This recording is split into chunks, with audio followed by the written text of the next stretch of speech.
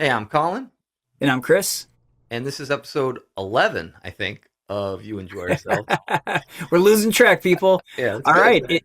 It is Colin's turn to present. He's got his mystery screen. I'm intrigued on what this is going to be. Take it away, man. What do you got? Thanks, Chris. Well, I didn't write anything on the board, but let me get rid of this funky stuff. Just a sec, folks. Let's get rid of that background. None.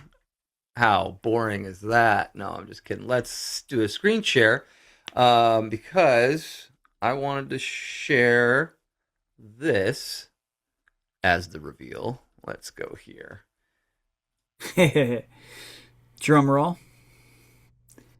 So we got a comment from Steve Melkus about I think that's how you say your name, and thank you for your comment, Steve. Um, about he's been transcribing the first, where he's been transcribing this piece, and he said even the first 20 seconds of the Reba from Nebraska in '95 in October, and I couldn't agree more. It's really, really beautiful, and I did about the first 30 seconds of it. Cool. So we're gonna show you that one. Let's give it a quick listen. Let me get rid of some of this. Cool, man. Okay, fun. Yeah, and unfortunately for me, well, it's a double-edged sword. Unfortunately, the YouTube version doesn't show Trey at all, so I had to transcribe it Oh, all by ear. oh yeah. I hate when Poor that me, happens. right?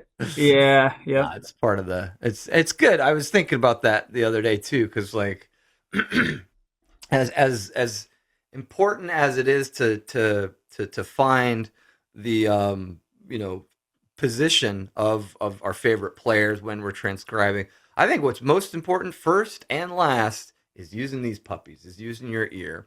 Big time. And this forced me to do that. Thankfully, it was only 30 seconds. It took an hour or two. I'm not gonna lie. It's transcribe. I haven't been doing too much transcribe. Well, I did that Bela Fleck, but it man, transcribing is some work, and all by ear it really sharpens that muscle. But anyway, let's give this a listen. It's around 627. They do this weird stuff after they enter the E flat to F kind of Lydian mixed Lydian jam, where they're doing all this like like kind of uh weird mouth noises thing, but which is interesting. I don't think I've heard that in a reboot before. We might catch a little bit, but 627. We're gonna start at like 620 or something. That kind of thing. It's almost like a mouth jam. There it is.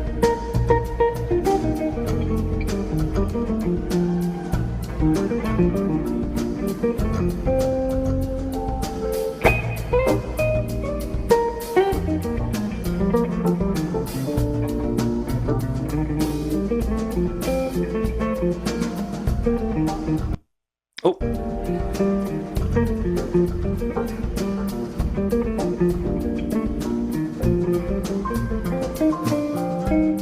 that's it. Sorry, I stopped it a little earlier. Let's listen to it Oh yeah, let's hear that again if you don't one more mind. That was time. cool.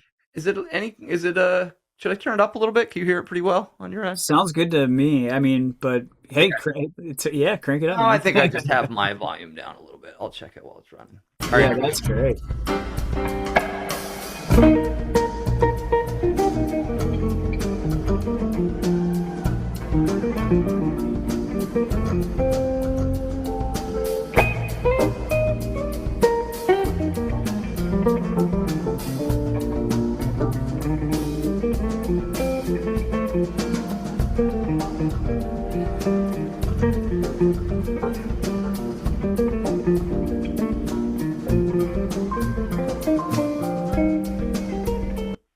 Whew, it's fast, man.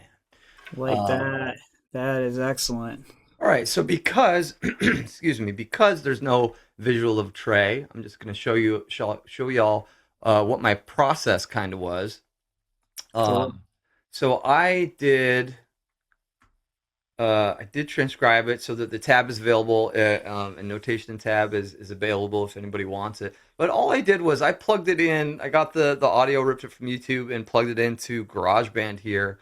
And if anybody doesn't know about this, I just want a little tech, just a 10-second tech thing, if that would be beneficial to people. You press E, you're in the editor, press this button, follow tempo and pitch, and then you can adjust the tempo. So it'll like YouTube, you can go to 75% speed, 50% speed, all that kind of stuff. So Is that what tempo a percentage? it's not. So what I did was I have the Metronome Pro app on my phone, Yeah, yeah, and yeah. I just tap tempo to the YouTube, and it was like it's crazy how solid Fishman is. It was just 100 all day. Like, Oh, cool. Okay, so yeah, that's beats per minute. yeah. Occasionally I would hit 98 or a 99 or a 101, but I was like, all right.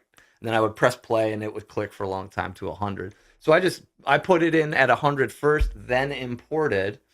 Um, Sorry, I need to check something here.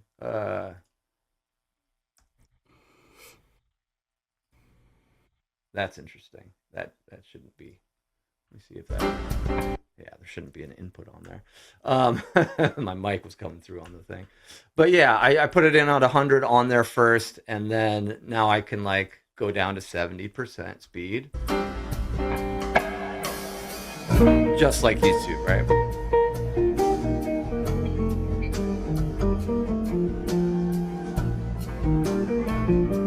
And that's where we'll start. So you don't Yeah, really yeah. need to see that. So I'm gonna just put that in at my other monitor here, Oh, yeah, yeah, yeah, yeah. and you'll hear it. So everybody can just kind of see the tab. I'll do it, I guess, without without the track. I'll just kind of run through it first, and I put it into three different sections here: purple, blue, and orange. He starts off with this cool rake, right? And then there's a sweep pick. Trey's not too known for sweep picking. A lot of times when we think of sweep picking, we think of kind of metal that uses those fast sweep arpeggios. But a rake is something where you have muted strings, and sweep picking is where you have notes that ring out, but you kind of rake across and let them happen. But anyway, so here is, I guess I'll play it with the track so it's not just me. Here we go.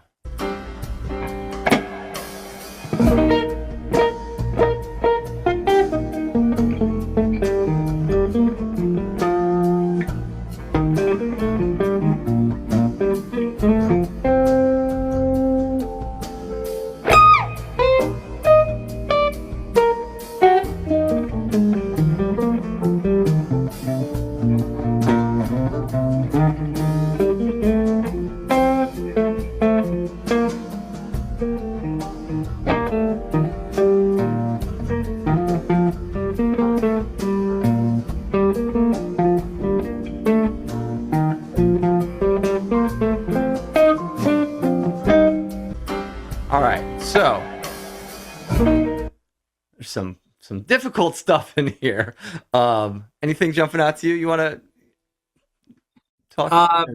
Yeah, I mean, one thing that I've noticed looking at a ton of Rebas is that there's this tendency that I've seen where Trey oftentimes will start on the eighth fret, almost as if he's in like C minor pentatonic. Or C um, Dorian? Yeah. yeah, yeah, yeah, exactly. Because I mean, it's all B flat. Like if you look over at the left, Colin's got the key signature as B flat, and so yeah, you could say, okay, I hear you. We've talked about this a little bit before. Like, do you hear the E flat is the home bass or the F? I've asked people that so many times, and I get a different answer every time, which is really cool. I'm not like saying there's a right or a wrong. It's like where you feel it. I feel the F is the resolution, where oftentimes people will say they feel the E flat.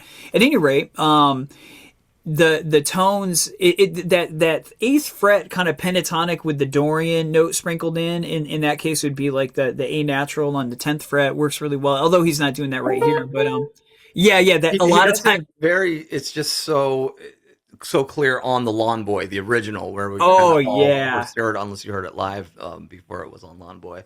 But it's yeah, you could just go to C Dorian. You can hear him go there on that album version. So that's the first cool thing that is kind of a familiar. It seems like it's like a comfortable way to get into the jam that he gets into. So I heard that, and then the other thing I love is the use of triplets and in different types.